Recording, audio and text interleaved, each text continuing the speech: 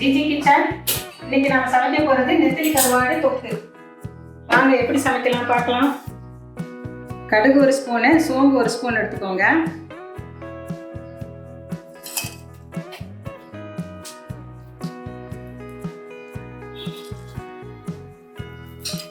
கருவேப்பிலை,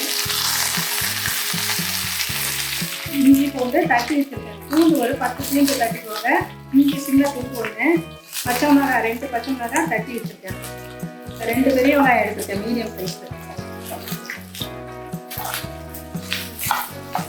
மஞ்சள் கொஞ்சம் போட்டுக்கோங்க. லைட்டாக உப்பு போடுறோம். கருவாடு உப்பு இருக்கும், பார்த்து போடணும். உப்புக்கு தக்காளி கொஞ்சம் அதிகம் தான் தேவைப்படும். நல்லா 5 பழம் கிட்ட கட் பண்ணி வச்சுருக்கேன்.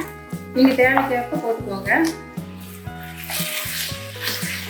கரம் மசாலா 1/2 ஸ்பூனு, குழம்பு சூடு 3 ஸ்பூன் போட்டுக்கிறேன். உப்பு போட்டுக்கலாம். இதில் மூடி போட்டு சிம்மில் வச்சுருவோம். கொஞ்சம் வதங்கட்டும்.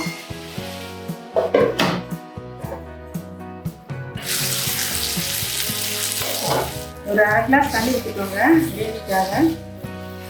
இன்னி மூடி போட்டுருவோம். ஒரு 5 நிமிஷம் ஆகட்டும். 5 நிமிஷம் ஆயிடுச்சு.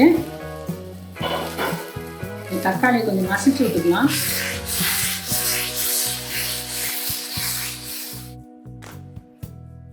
இப்போ குழம்பு ரெடி ஆயிடுச்சு. இதில் கருவாடு போட போகிறேன். 50 கிராம் எடுத்திருக்கேன் நெத்திலி கருவாடு.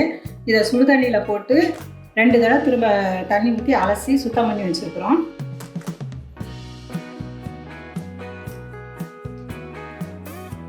ஒரு 10 நிமிஷம் மூடி போட்டுருவோம். உப்பு காரமெல்லாம் உரைச்சி நல்லா வெந்துடும் கருவாடு.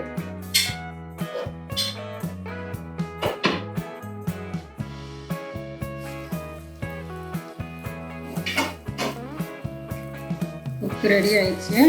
ஏற்கனவே சுடுதண்ணியில் போட்டதுனால சீக்கிரம் வந்துடும்.